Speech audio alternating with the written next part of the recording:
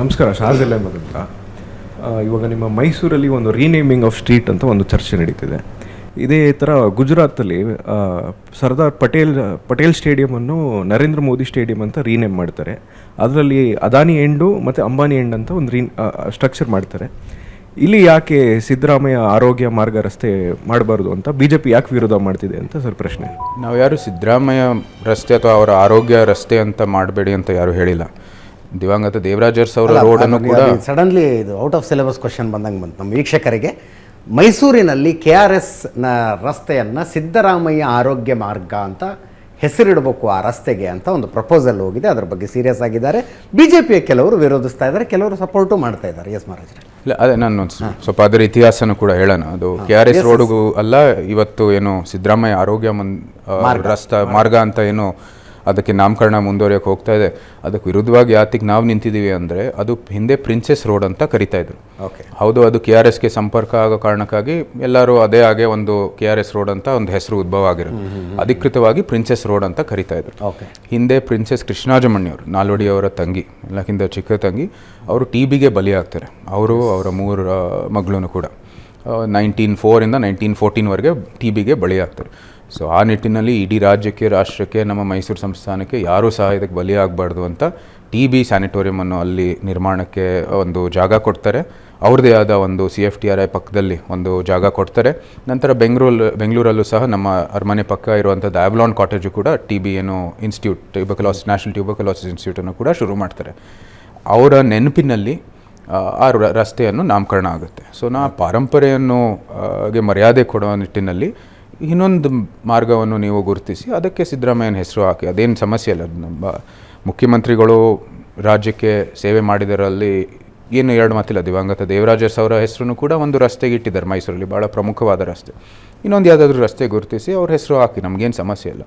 ಯಾಕೆ ನಿಮಗೆ ಮೈಸೂರು ಅರಸರು ಅಥವಾ ಮೈಸೂರು ಏನು ಅರಸರ ಒಂದು ವಂಶದ ಒಂದು ಹೆಸರು, ಅದು ಕೂಡ ಒಂದು TBಗೆ ಬಲಿಯಾಗಿರೋ ಕಾರಣಕ್ಕಾಗಿ ಆ TBಯ ಒಂದು ಏನು ಇದೇ ಸಂಶೋಧನೆ ಮತ್ತು ಆರೋಗ್ಯ ಇದು ಕೇಂದ್ರವನ್ನು ಅದೇ ಒಂದು ನಿಟ್ಟಿನಲ್ಲಿ ನಿರ್ಮಾಣ ಮಾಡಿರೋ ಒಂದು ಸಂಸ್ಥೆ ಇರುವಂಥದ್ದು ರೋಡಲ್ಲಿ, ಆ ನೆನಪಿನಲ್ಲಿ ಅದನ್ನ ನಾಮಕರಣ ಮಾಡಿರೋ ರೋಡ್ನ ಅದಕ್ಕೆ ಯಾತಕ್ಕೆ ನೀವು ಬದಲಾಯಿಸ್ತೀರಿ ಅಂತ. ಯದುವೀರ್ ಅವರೇ, ಹುಟ್ಟದಾಗಿನಿಂದ ನೀವು ಬೆಳೆದು ಅದು ಪರವರಿಷ್ ಅಂತ ಕರಿತೀವಿ, ಅದು ಬೇರೆ ರೀತಿಯಲ್ಲಿರುತ್ತೆ, ಸ್ಕೂಲಿಂಗ್ ಬೇರೆ ರೀತಿಯಲ್ಲಿರುತ್ತೆ. ಅಂದರೆ ಆ ಎತ್ತರದಲ್ಲಿ ಕೂತ್ಕೊಂಡು ಸಮಾಜವನ್ನು ಹೇಗೆ ನೋಡ್ತೀರಿ? ಇಲ್ಲಿನ ಜಾತಿ ವ್ಯವಸ್ಥೆ ಅರ್ಥ ಆಗ್ತಿತ್ತು, ಅದು ಜಾತಿಗಳು, ಉಪಜಾತಿಗಳು, ಅದ್ಮೇಲೆ ಇದು ಕೆಳಗೆ, ಇದು ಏನೋ ಇದು ರಿಸರ್ವೇಷನ್ನು, ಇದು ಹಿಂಗಿರುತ್ತೆ ಎಲ್ಲ ಅರ್ಥ. ಯಾಕಂದ್ರೆ ನಾನು ಈ ಪ್ರಶ್ನೆ ಸ್ಪೆಸಿಫಿಕಲಿ ಯಾಕೆ ಕೇಳ್ತಾ ಇದ್ದೀನಿ ಅಂದರೆ, ಟಿಕೆಟ್ ಸಿಕ್ಕ ಮೇಲೆ ಗೊತ್ತಾಯ್ತು ನಾವು OBC ಅಂತ, ಆಮೇಲೆ ಗೊತ್ತಾಯ್ತು ಅಂದ್ರೆ ನನಗೆ. ಅದು ನಿಜ. ನಾನು ಬೆಳೆದಿರೋ ರೀತಿಯಲ್ಲಿ, ನಮ್ಮ ಏನು ನಮ್ಮನ್ನು ಏನು ಯಾವ ಬ್ಯಾಕ್ಗ್ರೌಂಡ್ ಬೆಳೆದಿರೋದ್ರೆ ಇದೇನು ಇಲ್ಲವೇ ಇಲ್ಲ ಅಂತ ನಮಗೆ ಮೈಸೂರಲ್ಲಿ ನೀವು ನೋಡೋಕೆ ಹೋದರೆ ಈಗ ಗೊತ್ತಾಗುತ್ತೆ.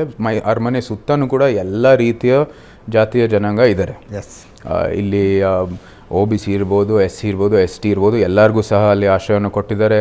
ಎಲ್ಲರಿಗೂ ಒಂದು ರೀತಿ ಮನೆಗಳಿದ್ದಾರೆ. ಅಲ್ಲೇ ಪಕ್ಕದಲ್ಲಿ ಅಗ್ರಹಾರದಲ್ಲಿ ಬ್ರಾಹ್ಮಣರು ಇದ್ದಾರೆ, ಎಲ್ಲರೂ ಜೊತೆಗಿದ್ದಾರೆ. ಸೊ ನಮಗೇನು ವ್ಯತ್ಯಾಸ ಕಾಣಲೇ ಇಲ್ಲ, ನಮಗೇನು ಗೊತ್ತೇ ಇರಲಿಲ್ಲ. ಮತ್ತು ಬೆಂಗಳೂರಲ್ಲಿ ಒಂದು ಕಾಸ್ಮೋಪಾಲಿಟನ್ ಸಿಟಿಯಲ್ಲಿ ನಮ್ಮ ಏನು ಶಿಕ್ಷಣವನ್ನು ಮಾಡಿರೋ ಕಾರಣಕ್ಕಾಗಿ ನಮ್ಮ ನಿಜಕ್ಕೂ ಇದರ ಒಂದು ಎಕ್ಸ್ಪೋಜರೇ ಇರಲಿಲ್ಲ. 10th ಸ್ಟ್ಯಾಂಡರ್ಡ್ವರೆಗೂ ವಿದ್ಯಾನಿಕೇತನಲ್ಲಿ, ನಂತರ ಕನೇಡಿಯನ್ ಇಂಟರ್ನ್ಯಾಷನಲ್ಲು ಮತ್ತು USಗೆ ಹೋಗಿದೆ. ಸೊ ಇಂಥ ಎಲ್ಲ ಬೇರೆ ಬೇರೆ ವರ್ಗಗಳಿದ್ದಾವೆ, ಗೊತ್ತಿತ್ತು. ಹಿಂದುಳಿದ ವರ್ಗಗಳು ಇದ್ದಾವೆ, there is reservation, there is ಬೇರೆ ಬೇರೆ ವ್ಯವಸ್ಥೆಗಳಿದೆ. ಮೈಸೂರು ಇತಿಹಾಸನೂ ಗೊತ್ತಿತ್ತು, ಬೇರೆ ಬೇರೆ ಜಾತಿಗಳಿದ್ದಾವೆ ಅಂತ ಗೊತ್ತಿತ್ತು. ಆದರೆ ಇಷ್ಟು ಒಂದು ರೀತಿಯ ಡಿವಿಷನ್ಸ್ಗಳಿದ್ದಾವೆ ಸೊಸೈಟಿಯಲ್ಲಿ, ಅದು ಎಲ್ಲಕ್ಕಿಂತ ಮುಖ್ಯವಾಗಿ ರಾಜಕೀಯದಲ್ಲಿ ಅದು ಕಾಣುತ್ತೆ ಅಂತ ನಮಗೆ ಗೊತ್ತಿರಲಿಲ್ಲ. ಅದು ಒಂದು ರೀತಿ ಅಲ್ಲೇ ಒಂದು ಯಾವುದೇ ರೀತಿ ಅವಾಗ ಪ್ರತಿಯೊಬ್ಬರು ಮಾಡೋದು ಆರೋಪ ಅನನುಭವಿ ಅಂತ ಇವರು ಅಂತ, ಅದು ಒಂದೇ ಕ್ಷೇತ್ರದಲ್ಲಿ ನಮಗೆ ಆ ಒಂದು ಅನುಭವ let's start learning from here ಅಂತ. ಅದು ಗೊತ್ತಿಲ್ಲದೇ ನೀವು ರಾಜಕೀಯದಲ್ಲಿ ಯಶಸ್ವಿ ಆಗಲ್ಲ. ಅದು ನಾವು ಸಮಾಜದ ಏಕತೆಗಾಗಿ ನೀವು ಕೆಲಸ ಮಾಡಬೇಕಂದ್ರೆ ಈ ಇತಿಹಾಸ ಗೊತ್ತಿರಬೇಕಾಗಿದೆ, ಈ ಡಿವಿಷನ್ಸ್ಗಳು ಬೇಕಾಗಿದೆ. ಡಿವಿಷನ್ ಬಗ್ಗೆ ಮಾಹಿತಿ ಗೊತ್ತೇ ಇರಬೇಕು ನಿಮಗೆ. ಸಿದ್ದರಾಮಯ್ಯನವರ ವಿಷಯ ಕೂಡ ಬಂತು. ಏಕಾಏಕಿ ಟಿಪ್ಪು ಜಯಂತಿ ಮಾಡ್ತೀವಿ ಅಂತ ಹೊರಟುಬಿಟ್ರು ಅವರು. ಅರಮನೆ ಹೆಂಗೆ ಫೀಲ್ ಮಾಡ್ತು? ಅದನ್ನು ಚರ್ಚೆ ಆಯಿತಾ ನಿಮ್ಮಲ್ಲಿ? ಇಲ್ಲ, ಅದು ಒಂದು ರೀತಿ ನೋವನ್ನು ಉಂಟಾಗುತ್ತೆ. ಯಾಕಂದರೆ ನಮ್ಮ ವಂಶದವ್ರು ಇರ್ಬೋದು, ಇಡೀ ರಾಜ್ಯ ಏನು ಆ ಕಾಲದಲ್ಲಿ ಅನುಭವಿಸಿರೋ ಏನೋ ದೌರ್ಜನ್ಯಗಳಿರ್ಬೋದು, ಅದೆಲ್ಲನೂ ಕೂಡ ನಾವು ನಾವು ಪರಿಗಣಿಸಬೇಕಾಗಿದೆ. ಯಾಕಂದರೆ ಒಂದು ರೀತಿ ಒಂದು ಸಮುದಾಯಕ್ಕೆ ಒಳ್ಳೆಯದಾಗಿರ್ಬೋದು, ಅವರ ಒಂದು ತತ್ವ ಸಿದ್ಧಾಂತಕ್ಕೆ ಒಳ್ಳೆಯದಾಗಿರ್ಬೋದು, ಆದರೆ ನಮ್ಮ ಇಡೀ ಏನು ರಾಜ್ಯಕ್ಕೆ ಆ ಕಾಲದಲ್ಲಿ ಯುದ್ಧದಲ್ಲಿ ಏನೇನಾಯಿತು, ದೌರ್ಜನ್ಯಗಳು ಏನಾಯಿತು ಅದನ್ನ ಪರಿಗಣಿಸಿ ಅವರು ಇಂಥ ವ್ಯಕ್ತಿಯ ಒಂದು ಜೀವನವನ್ನು ನೀವು ಅದನ್ನ ಸ್ಮರಣೆ ಮಾಡಬೇಕು ಅಥವಾ ಜಯಂತಿ ಮೂಲಕ ಆಚರಣೆ ಮಾಡೋದು ತಪ್ಪಂತ ನಮ್ಗನ್ನಿಸ್ತು.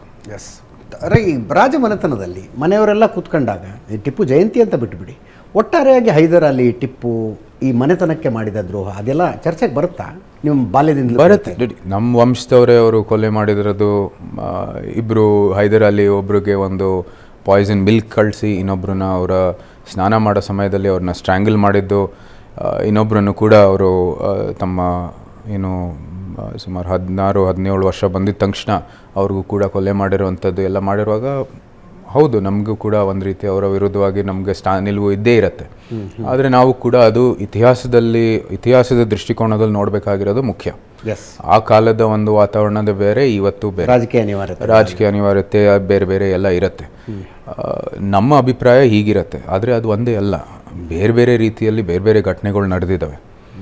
ಸೊ ಅದನ್ನು ಕೂಡ ನಾವು ಪರಿಗಣಿಸಿ ನೋಡೋಕೆ ಹೋದರೆ ಈ ವ್ಯಕ್ತಿ ಬರೀ ಇತಿಹಾಸದಲ್ಲಿ ನಾವು ಓದಬೇಕಾಗಿದೆ, ಆ ಕಾಲದ ಇತಿಹಾಸಕ್ಕೆ ನಾವು ಏನಾದರೂ ರೆಫರೆನ್ಸ್ ಮಾಡಬೇಕಾಗಿದ್ರೆ ಅದಕ್ಕಾಗಿ ನಾವು ಉಪಯೋಗ ಮಾಡೋದು ಹೊರತು ಅವರ ಏನು ಜಯಂತಿಯನ್ನು ಆಚರಣೆ ಮಾಡುವಂಥದ್ದು ಅವಶ್ಯಕತೆ ಇಲ್ಲ. ನಾನು ಅರ್ಥ ಮಾಡ್ಕೊಂಡಿದ್ದು you are an avid reader also. Vikram Sampath ಅವರು ಟಿಪ್ಪು ಸುಲ್ತಾನ್ ಪುಸ್ತಕವನ್ನು ಬರೆದ್ರು, ಒಂದು 700-800 ಪುಟಗಳ ಪುಸ್ತಕ.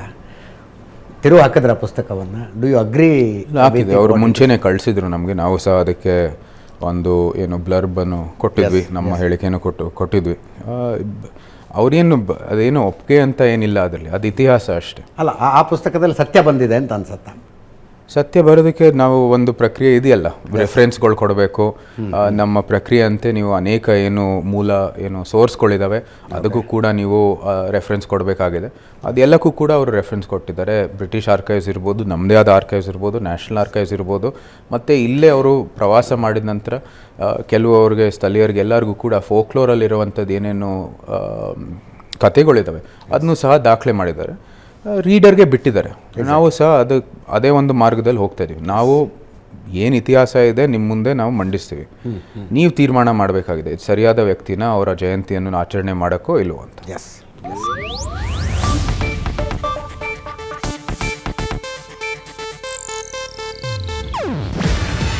ಇದು ಏಷ್ಯಾನೆಟ್ ನ್ಯೂಸ್ ನೆಟ್ವರ್ಕ್ ಪ್ರಸ್ತುತಿ. ನೀವು ನೋಡ್ತಿದ್ದೀರಾ ಏಷ್ಯಾನೆಟ್ ಸುವರ್ಣ ನ್ಯೂಸ್.